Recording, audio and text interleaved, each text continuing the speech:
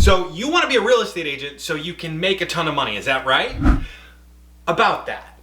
I'm going to cover the 5 things that I did that made the biggest impact on my income as a new agent and helped me hit 6 figures in only 16 months. So without further ado, let's get into the 5 things that made the biggest difference for me as a new agent.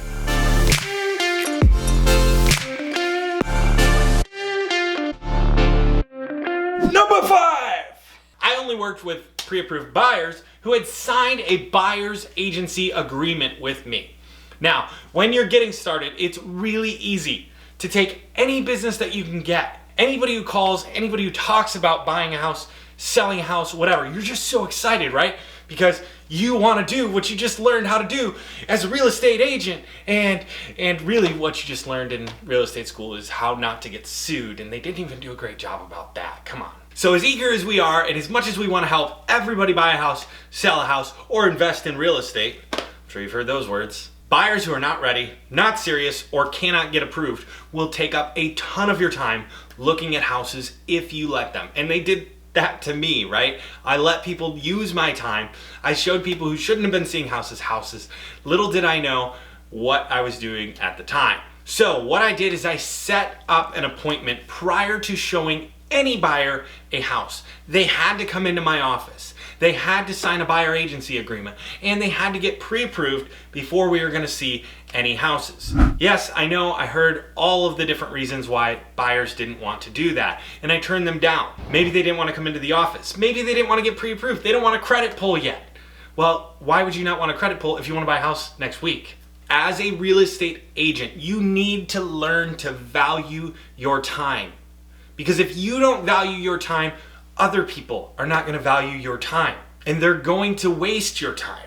You can't control what other people do, but what you can control is what you say yes to and no to. And when it comes to working with buyers who are not approved and not committed to working with you, just don't do it.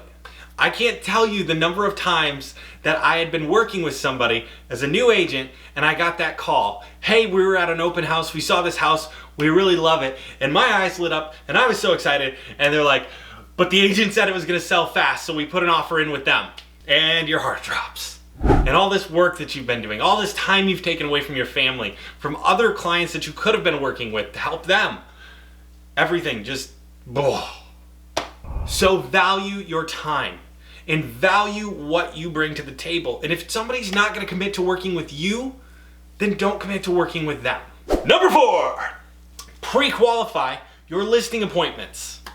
I get it. In this market, everybody wants listings, and chances are I would probably go on more listing appointments than I should right now in this market as well. But as you grow as an agent, as your business grows, you need to be pre-qualifying all of your listing appointments. Now, I'll throw a small caveat in there.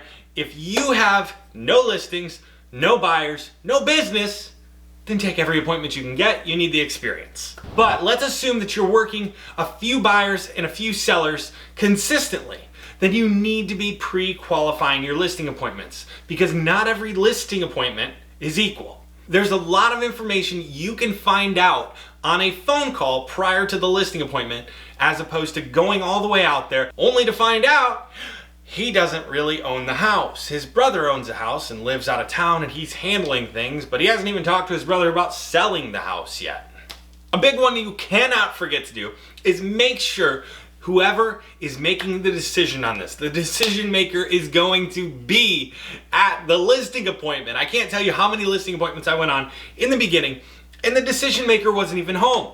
So value your time and pre-qualify your appointments. Number 3.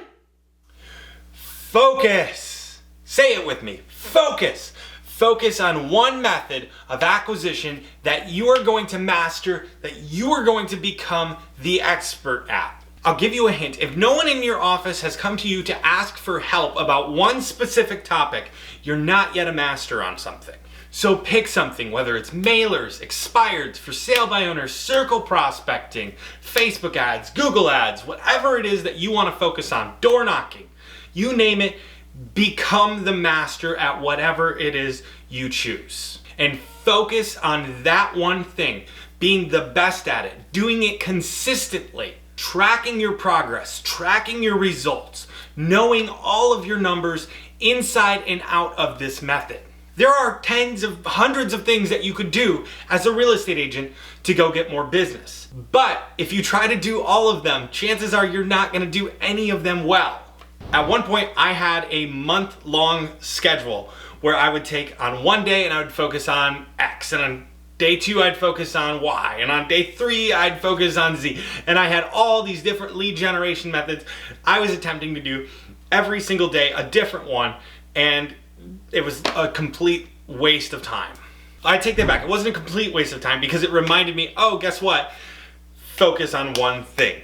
For me, I focused on expireds, for sale by owners, and circle prospecting. Telemarketing, that was my thing. People came to my office, they had questions, they wanted scripts, they wanted pre-qualification things, anything they wanted to hear about that stuff, that was my jam, that's what I did. Now, later in my career, as I progressed, it became Facebook ads and Google ads and online marketing. So you don't have to stick to one thing forever, but you need to stick to one thing until it works. Once you've mastered something and you can get results consistently, you can start to separate your time and focus on something else if you hate that method, which at a certain point, expireds just wear you out.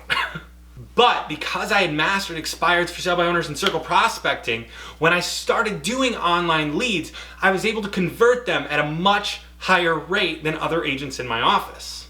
I had spent so much time on the phone. I had spent so much practice with scripts and being coached by better people than myself. So when I shifted from expireds to paid leads, it was not a massive shift. It was actually a lot easier because I didn't have to push as hard anymore.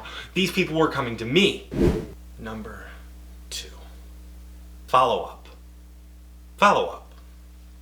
Follow up. Follow up. And then follow up with follow-up. Once you follow up, follow up. The majority of your sales job is follow-up. Lead generation has become a lot easier with the introduction of social media, the internet, all the different things over the past 25 years. Lead gen is simple. Follow-up is where the money's at. My last year really focusing on expireds and stuff like that, I did it for 30 days. 3 hours a day for 30 days. That's it. The rest of the year, all I did was follow up. And that was plenty to get well into 6 figures. So do not underestimate the follow-up. Just generating the lead does nothing. It tells you who to follow up with. That's all a lead is. Think about TV. If you've ever watched a detective show, what do when they say, we've got a lead? Let's go talk to them. Let's go follow up with them. That's it. That's what the lead is. It's someone to follow up with. So yes, focus on your lead generation, but your follow-up has to be on point. You need a system to stay in front of these people, to constantly be reaching out to these people, that you're there whenever they need you. And you're just reminding them that you're there when they might not need you. But that's okay.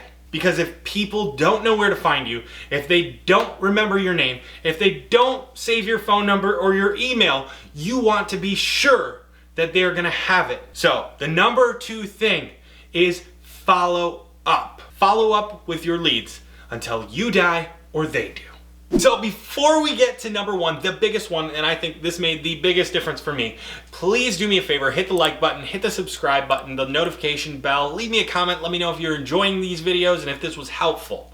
And without further ado, let's do it. The number 1 thing that made the difference.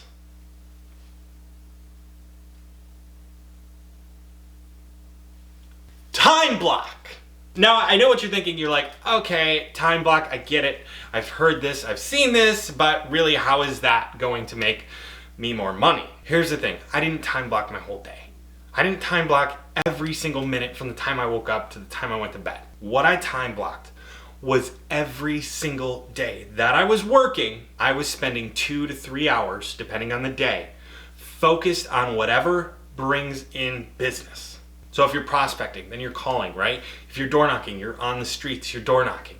If it's open houses, you're promoting the open house. If you're content marketing, you're focused on new videos, you're focused on backlinks, you're focused on SEO, you're doing whatever it is that's gonna bring people to you. And if you're actively prospecting, you're focused on doing whatever it is that gets you in front of people. And you do that for 2 to 3 hours a day, whatever it is.